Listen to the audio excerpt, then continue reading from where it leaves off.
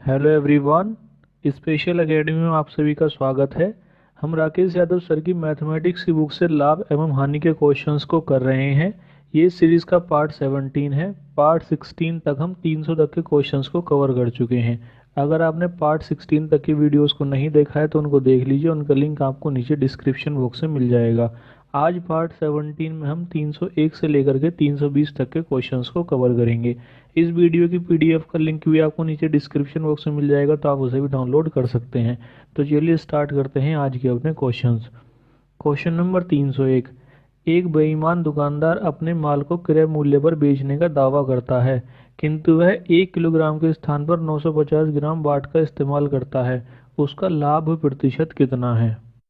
तो देखिए, यहाँ पर हमसे कहा गया है कि वह 1 किलोग्राम के स्थान पर 950 ग्राम का बाट इस्तेमाल करता है।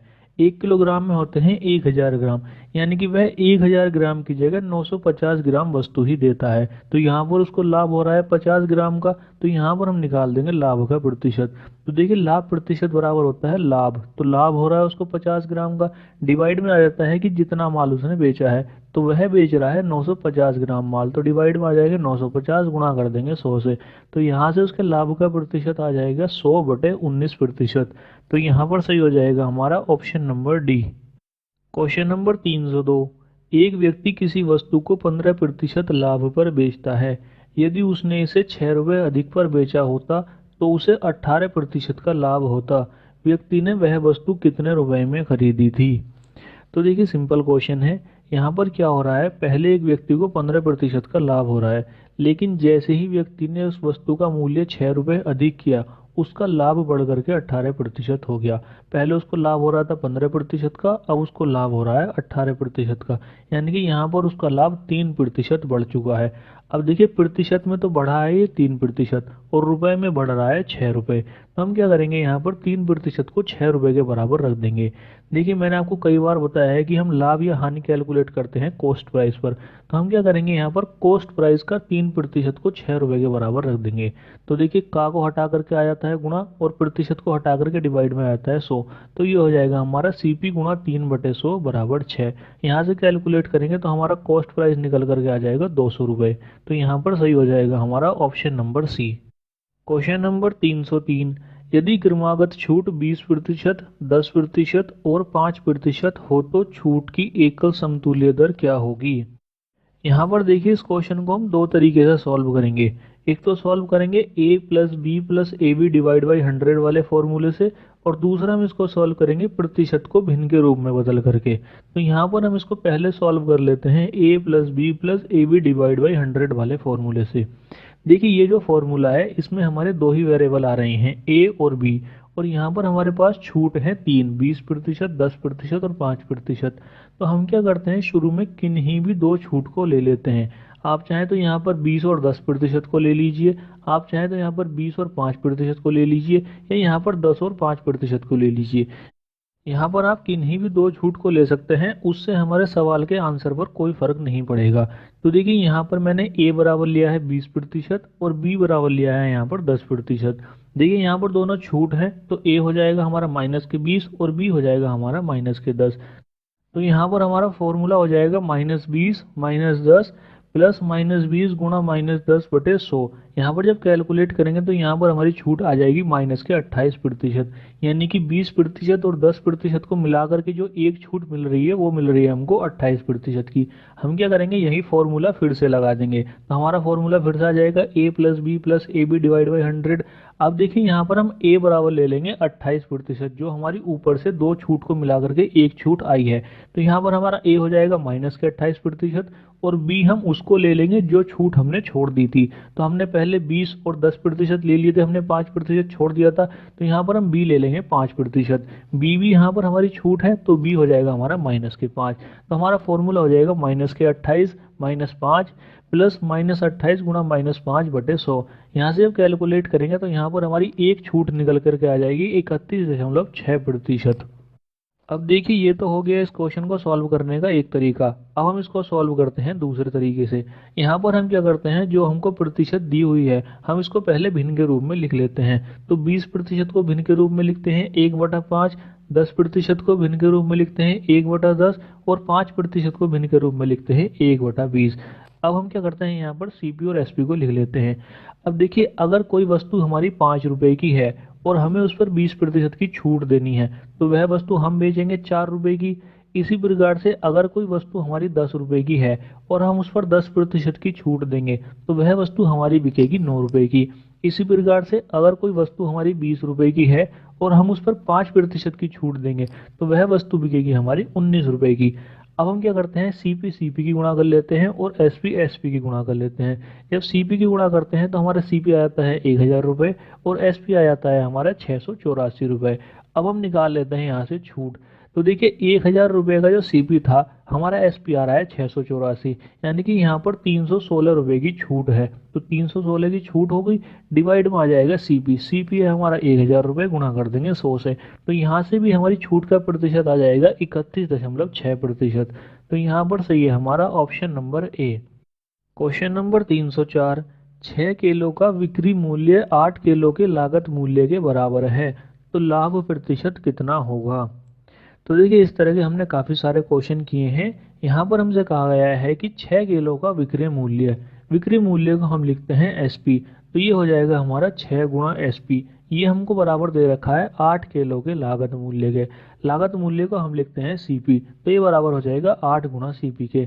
यहाँ से जब हम एसपी और सीपी का रेशियो निकालेंगे तो वो आ जाएगा हमारा 4/3, यानी कि जिस केले का लागत मूल्य 3 रुपये है हम उसको 4 रुपये में बेच रहे हैं। तो यहाँ पर हमको लाभ हो रहा है 1 रुपये का। अब हम निकाल देंगे यहाँ पर लाभ का प्रतिशत। लाभ प्रतिशत बराबर होता है लाभ रुपए में डिवाइड में सीपी गुणा 100। तो यहाँ पर रुपए में लाभ हो रहा है 1 रुपये का, डिवाइड में सीपी। सीपी है हमारा 3 रुपये, गुणा कर देंगे 100 से। तो यहाँ से हमारे लाभ का प्रतिशत आ जाएगा 33 सही 1/3%। तो यहाँ पर सही है हमारा option number B. Question number 305, किसी पंखे का अंकित मूल्य 1200 रुपये है और दुकानदार उस पर 5% की छूट देता है, पंखे का विक्रय मूल्य कितना है। तो देखिए सिंपल क्वेश्चन है। यहाँ पर देखिए हमारा अंकित मूल्य है 1200 रुपये और हमको छूट मिल रही है 5% की। तो हम क्या करेंगे, सेलिंग प्राइस निकालने के लिए 1200 रुपये का 95% निकाल देंगे। तो देखिए प्रतिशत को हटा करके डिवाइड कर लेंगे 100 से। तो ये हो जाएगा हमारा 1200 गुणा 95/100। यहाँ से जब कैलकुलेट करेंगे तो यहाँ से हमारा सेलिंग प्राइस आ जाएगा 1140 रुपये। ये तो है देखिए इस क्वेश्चन को सॉल्व करने का एक तरीका। हम चाहे तो इस क्वेश्चन की कैलकुलेशन माइंड में भी कर सकते हैं। यहाँ पर देखिए हमसे कहा गया है कि एक पंखे का अंकित मूल्य 1200 रुपये है और दुकानदार उस पर 5% की छूट देता है। यहाँ पर देखिए जो छूट है 5%, आप इसको 5% ना मान करके थोड़ी देर के लिए 10% मान लीजिए।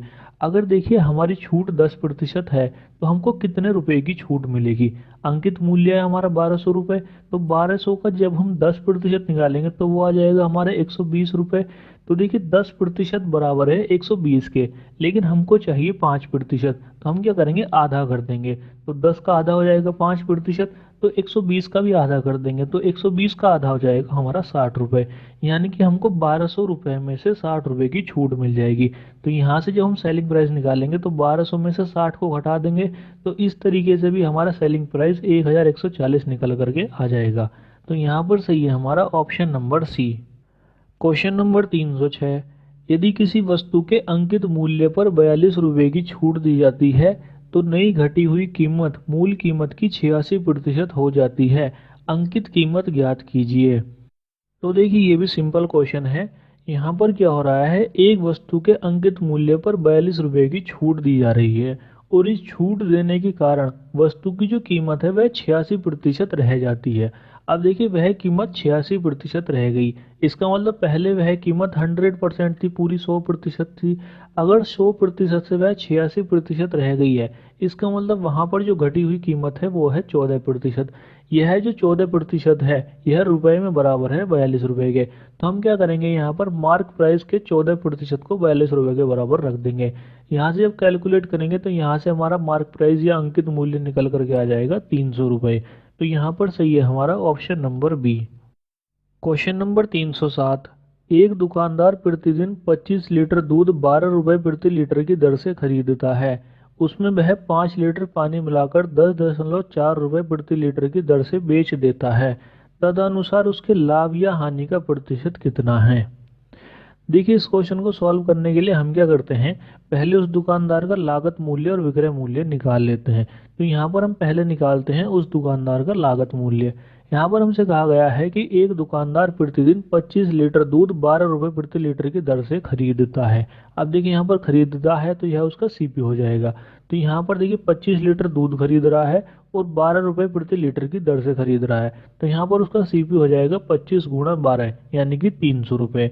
आगे हमसे कहा गया है कि उसमें वह 5 लीटर पानी मिलाकर 10.4 रुपए प्रति लीटर की दर से बेच देता है।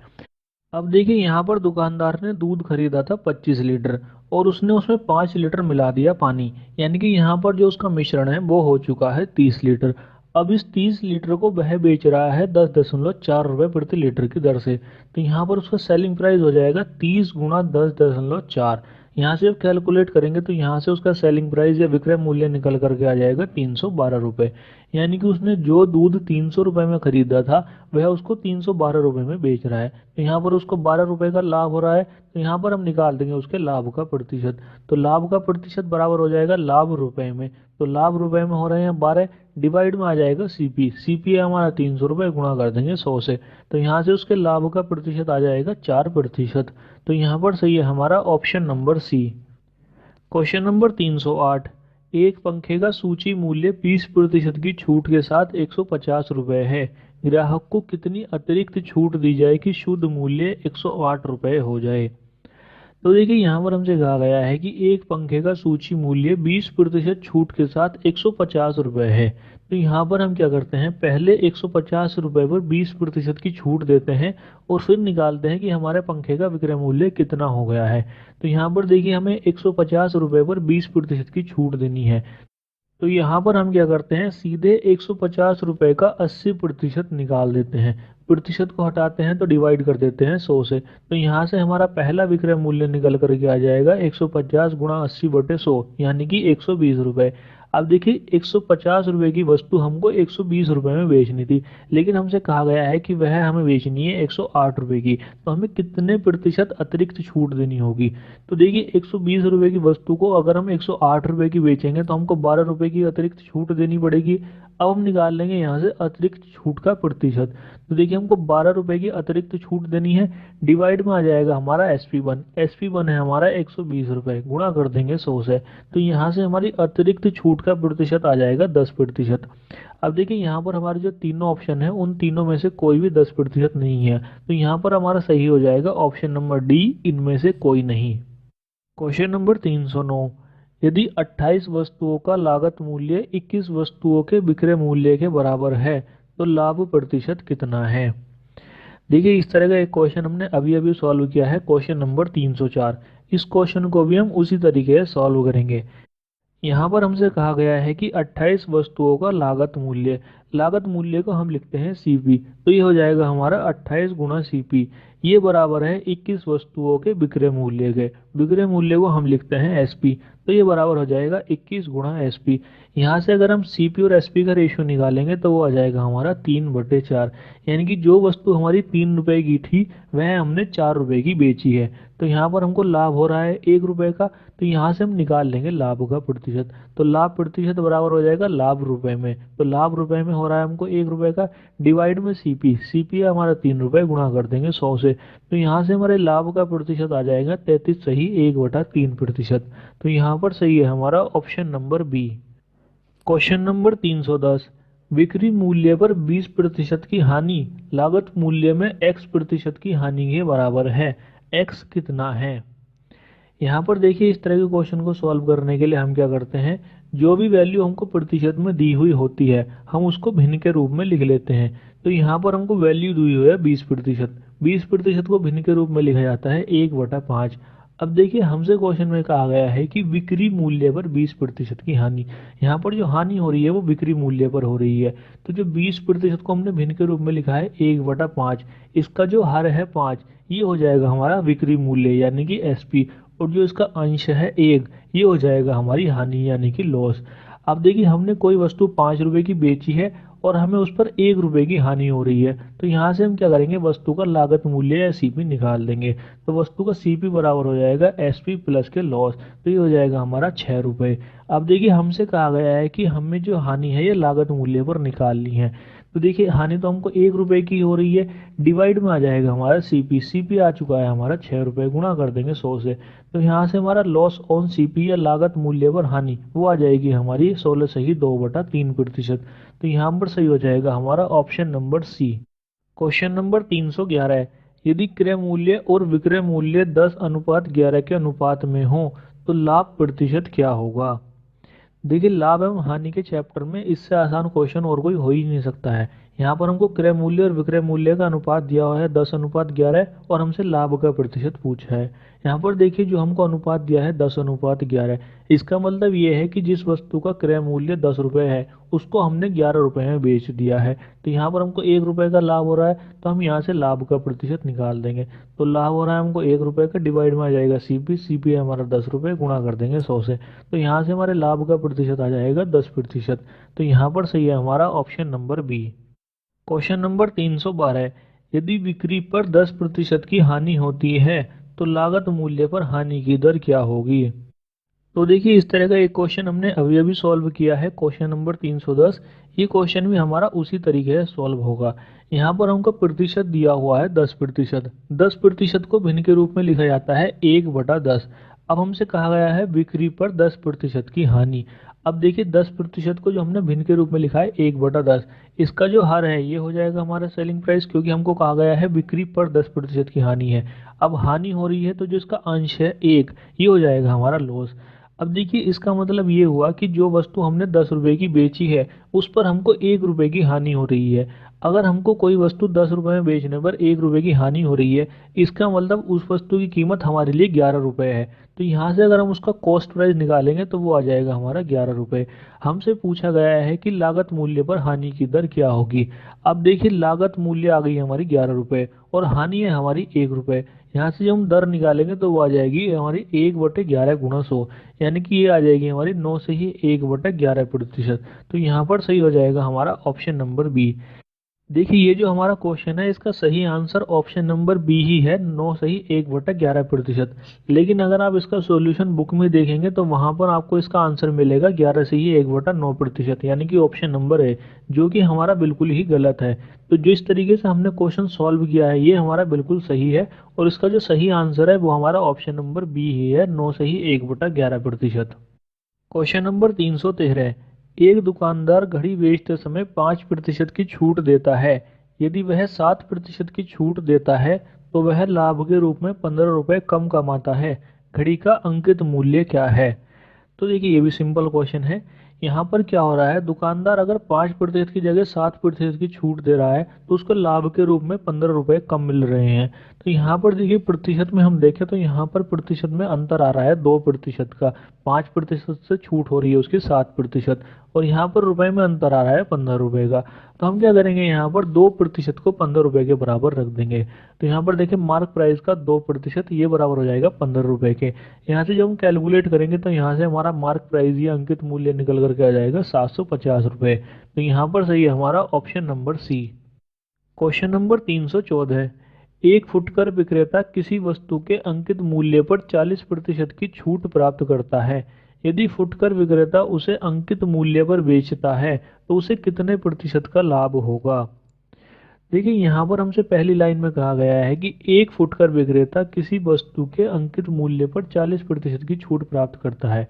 यहाँ पर हमसे कहा गया है कि अंकित मूल्य पर 40% की छूट। अंकित मूल्य को देखिए हम इंग्लिश में मार्क प्राइस भी बोलते हैं और प्रिंट प्राइस भी बोलते हैं। तो यहाँ पर हम क्या करते हैं, प्रिंट प्राइस को मान लेते हैं 100 रुपये। अगर किसी वस्तु का प्रिंट प्राइस 100 रुपये है तो वह उसको मिलेगी 40% छूट के बाद। 40% की छूट हो जाएगी 40 रुपये के बराबर, यानी कि वह उस व्यक्ति को मिलेगी 60 रुपये की। अब हमसे आगे कहा गया है कि यदि फुटकर विक्रेता उसे अंकित मूल्य पर बेचता है। अब देखिए यहाँ पर प्रिंट प्राइस है हमारा 100 रुपये, उस व्यक्ति ने खरीदा है उसको 60 रुपए का, लेकिन 60 रुपए के खरीदने के बावजूद वह उसको 100 रुपए में ही बेचेगा, तो यहाँ पर उसको लाभ हो जाएगा 40 रुपए का। तो यहाँ से हम निकाल लेंगे लाभ का प्रतिशत, तो लाभ प्रतिशत बराबर हो जाएगा लाभ रुपए में, तो यहाँ पर रुपए में लाभ हो रहा है 40 रुपए का, डिवाइड में आ जाएगा हमारा सीपी। अब देखिए फुटकर विक्रेता के लिए जो सीपी है वह है उसका 60 रुपए, क्योंकि 60 रुपए में उसने वह चीज खरीदी है, तो ये आ जाएगा हमारा 60 रुपए गुणा कर देंगे 100 से, तो यहाँ से हमारे लाभ का प्रतिशत आ जाएगा 66 सही 2/3%। तो यहाँ पर सही है हमारा option number C. Question number 315, यदि 25 पेनों का लागत मूल्य 20 पेनों के बिक्री मूल्य के बराबर है तो कितने प्रतिशत लाभ होगा।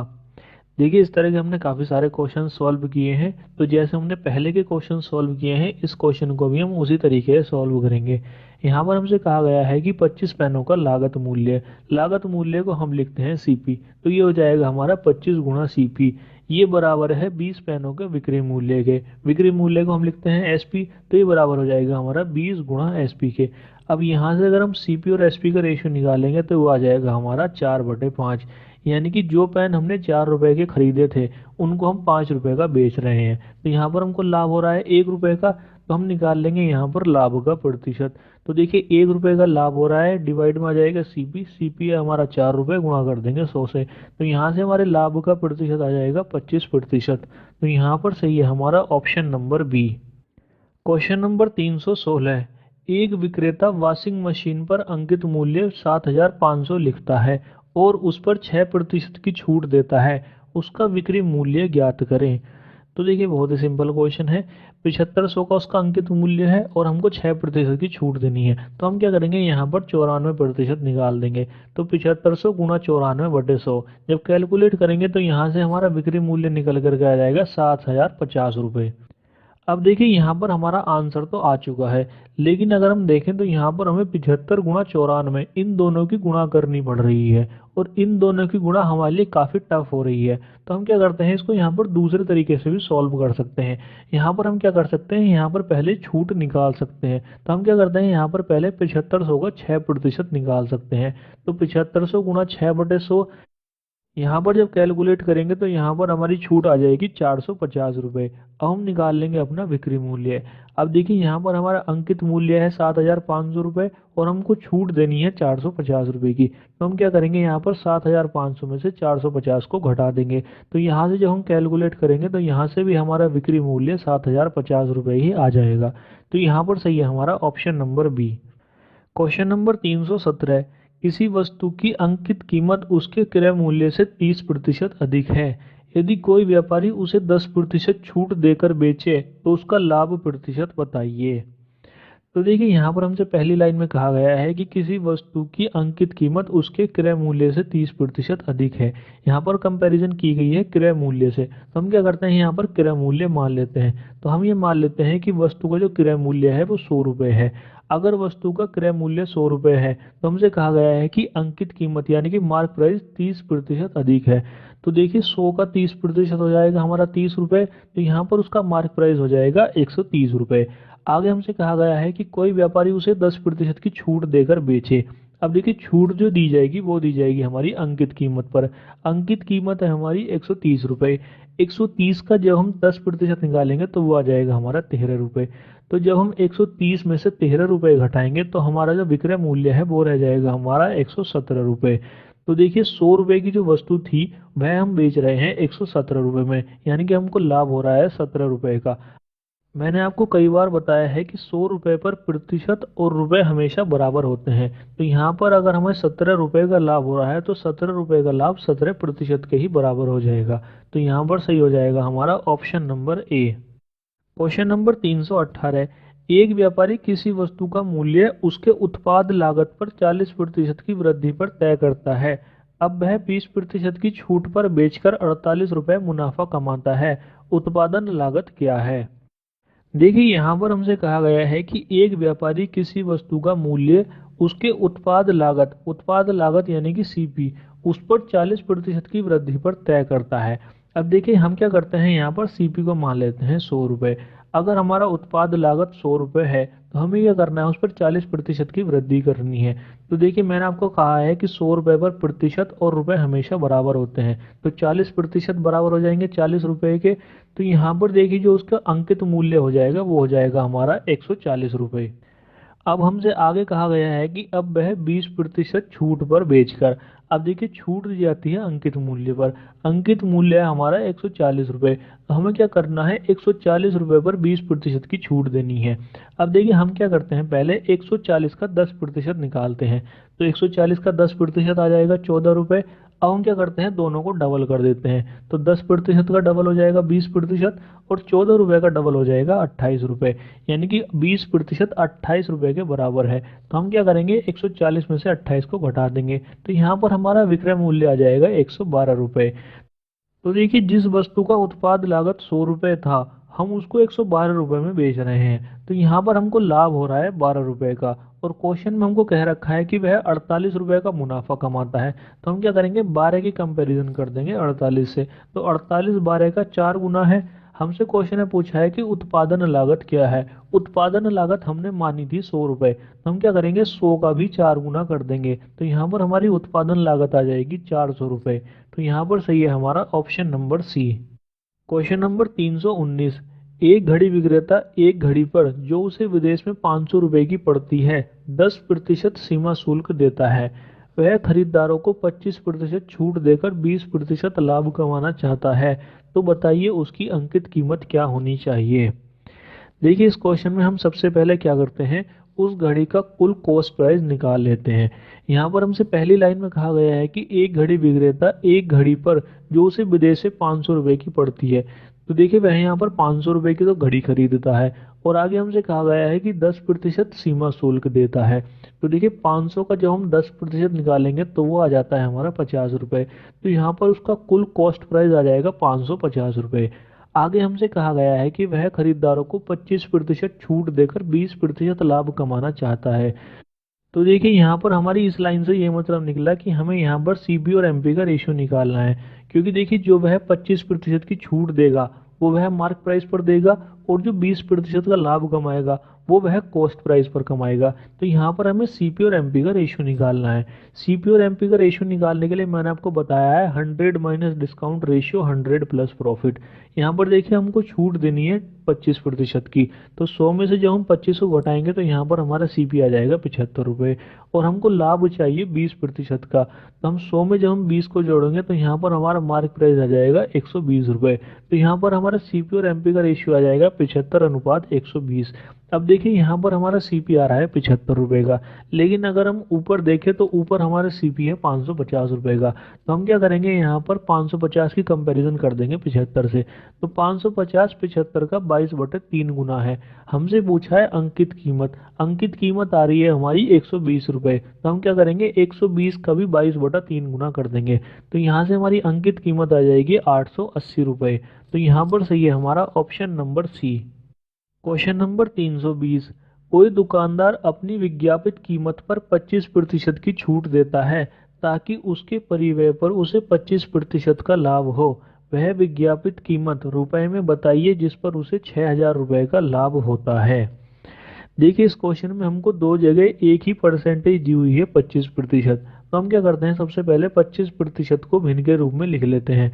25% को भिन्न के रूप में लिखा जाता है 1/4। अब देखिए इसके आगे हम सीपी, एसपी और एमपी को लिख लेते हैं।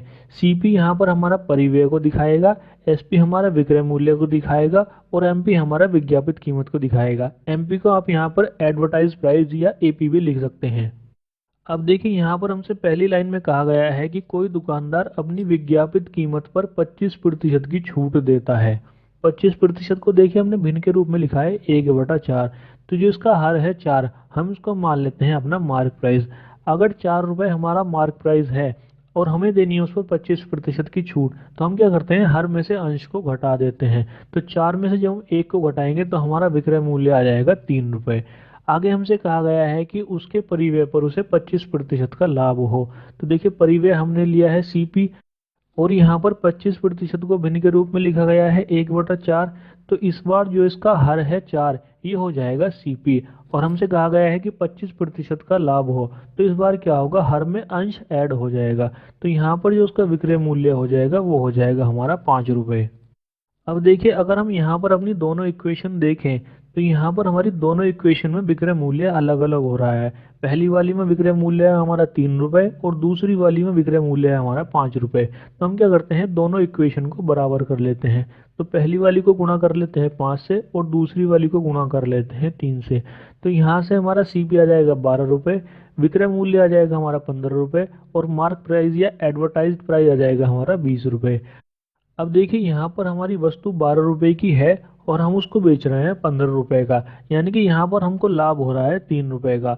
लेकिन हमसे क्वेश्चन में कह रखा है कि 6,000 रुपये का लाभ हो, तो हम क्या करेंगे, यहाँ पर 6,000 की कंपैरिजन कर देंगे 3 से। तो 6,000 3 का 2,000 गुना है। हमसे पूछा है कि विज्ञापित कीमत क्या होगी। तो देखिए, विज्ञापित कीमत यहाँ पर आ रही है 20 रुपये। तो हम क्या करेंगे, 20 की गुणा भी कर देंगे 2,000 रुपये से। तो यहाँ से हमारी विज्ञापित कीमत आ जाएगी 40,000 रुपये।